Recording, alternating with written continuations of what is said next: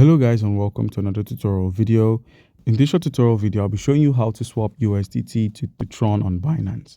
Alright, so your first step would be to head over to the wallet section at the bottom right corner, and then from here scroll from the overview to the spot of funding depending on where your USDT is stored.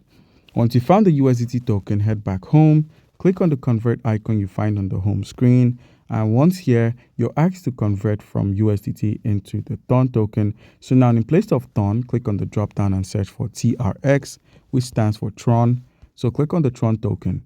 Now, what you need to do to convert or swap is enter an amount of USDT. As you see, I've entered an amount, and all you need to do now is simply click on the trade option and then click on confirm order in order to confirm that this is what you want and this is the transaction you're performing.